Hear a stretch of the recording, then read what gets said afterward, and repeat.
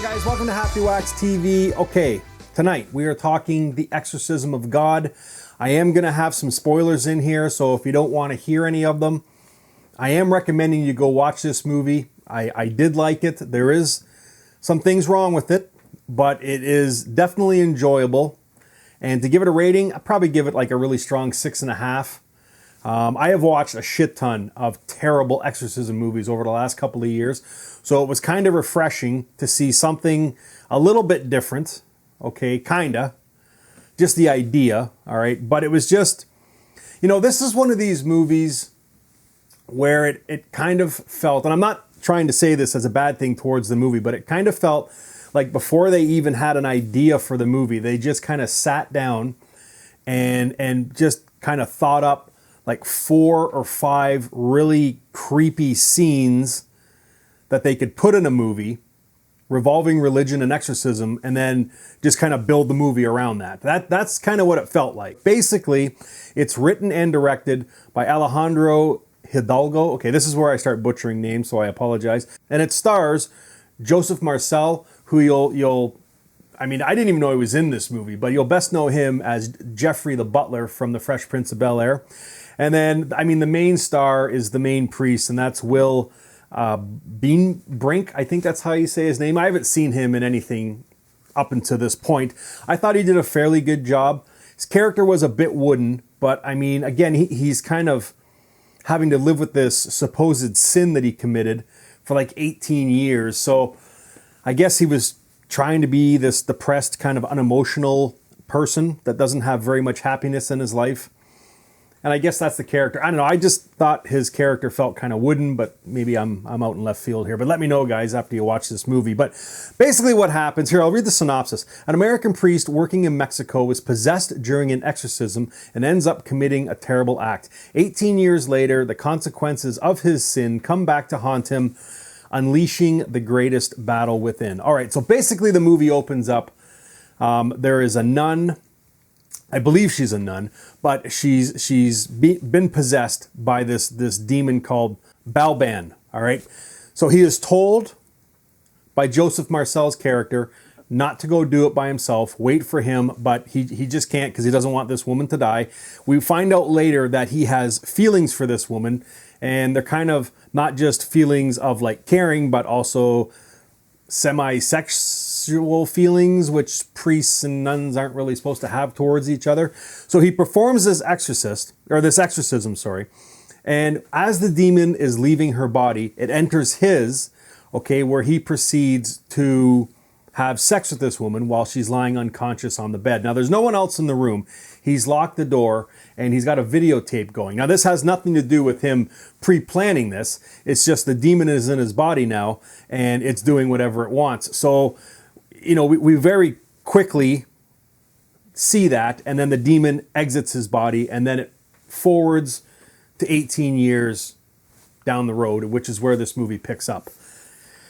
Okay, so for 18 years, he's had to deal with this because he knows what happened. Okay, he just couldn't stop himself because the demon was in control of his body. So as the movie goes on, because he keeps bringing this up, because he wants to tell people, all right? He wants to tell the priests that he answers to, you know, even the Vatican and stuff, because he's moving up in the ranks. But he just can't because he's got this sweet-ass job now where he's looking after this, I think it's an orphanage or these kids in this town in Mexico, okay? It's just, he doesn't want to lose this job. All his, you know, the other religious people in this town, they all respect him and all this sort of stuff. He just doesn't want to give it up, but it eats at him for 18 years, okay? But then the demon comes back, okay? So the demon is back, and it's ready to fucking do business, okay? And I did like the idea of this movie because, I mean, it's right in the title, The Exorcism of God. What this demon wants to do at the end of the day is exorcise God out of this priest. So he has no good, no morals, no religion inside of him at all. So this demon can get into him and then do whatever the fuck it wants. That is basically, you know, the gist of this story we find out in the third act, okay? So the demon comes back and he has to kind of lure the priest in. So he's taken all the town's children and started to make them sick, okay? And the demon's kind of picking them off one by one very slowly when they go into this hospital. So the priest has to get involved, okay? So he does. He kind of rekindles this relationship with this demon, especially when he goes to the prison, because there's a woman in there who is straight up possessed, and he has to go deal with her, and he finds out later that that's his daughter, okay, from the act that was committed 18 years ago. But the thing is he's living with this sin, okay? So he doesn't have the powers to exorcise this demon he had 18 years ago. But my question is, okay, and this is just what I was thinking during this movie, did he actually commit a sin? Okay, because he was possessed at the time. He didn't want to do what he did, but I guess they're saying in this movie that just the fact that he even had thoughts of maybe some sexual relations with this woman, you know, even prior to performing this exorcism, I guess is a sin. So that's what they're going on, all right? I was kind of questioning that, but hey, they got to make the movie. So that's what this movie revolves around, is him trying to save his daughter, and then fighting this demon, and then making the ultimate choice of, does he have to give up God so he can save his daughter? And that's it. Okay, so I'll tell you, up until the third act, this movie I thought was banging, all right? I'm not a huge fan of jump scares, okay? But there are some scenes, especially the possessed Jesus scene, there's two of them, okay? That is worth watching this movie just by itself. Just seeing a possessed Jesus on screen was fantastic, okay? There's a scene in this movie also where he kind of has night terrors at night, where he can't move, and there's some misdirection. Again, like I said, it's like they took, you know, 4 or 5 or 6 scenes or ideas and then just made the movie around it. I thought they did a fairly decent job. And again, I'm a guy that doesn't really like jump scares. The practical makeup and effect on these demons was killer. They kind of went the Evil Dead kind of Sam Raimi route with the look of these demons, okay? And this is where it kind of lost a bit in the third act, because the characters and the acting, when he gets into this prison and they have this, you know, it's like a battle scene with this demon and these two priests. And I swear to God, at the beginning of the third act, when the prison doors opened and the two priests were standing there ready to go in and battle this demon, I honestly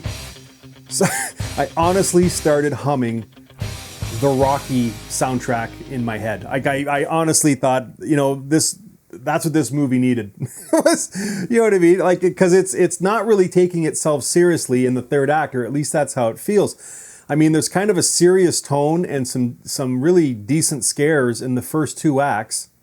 And then in the third act, it was just, I don't know, the way the demons acted and the acting of the main demon and the priest, it was just so over the top. And it kind of went that Evil Dead type route where everything is just kind of gone bananas. But it just, I don't know, it kind of lost me a little bit. Like it didn't make me not want to watch this movie, but I was thinking, why, guys? Why did you go this route for the last 25 minutes of this movie? You were killing it up until then, and then it's gotten kind of goofy now, almost funny in scenes. Like there's a few scenes in here where they're fighting, and I kind of laughed a little bit. So I don't know. I did like this movie. Again, I'd give it a strong 6.5. Okay. And the first and second act I thought were really good. Again, the practical makeup and the practical effects in this movie I thought were fantastic. The CGI is definitely lacking in this movie. The acting is on point, but it's just the overacting of the characters in the third act that kind of detracts a little bit from it. And again, too, like he's picked a bunch of like exorcism movies, like most notably in the first scene when he's walking up to the house. I mean, it's blatantly taken, you know, well, I shouldn't say blatantly as it's a bad thing. It's probably just a nod to The Exorcist, which is, I guess, you know, the greatest exorcism movie ever made. But overall, this movie is definitely worth a watch, you know, even if it's only a one-time watch. So I am recommending it. I think you guys will really like it. If you have seen it, because it's out now, definitely leave me comments down below and let me know what you thought of it. And if you haven't seen it, I highly recommend you go watch this movie, especially with just the absolute shit that has come out in the last couple of years as far as exorcism movies. There's been a few good ones, but for the most part, they've been terrible. And this one is definitely watchable and enjoyable for the most part. So anyways, The Exorcism of God, it is out now. If you've seen it, let me know what you think. If you haven't, go rent it, come back, let me know. And until next time, guys, stay scared.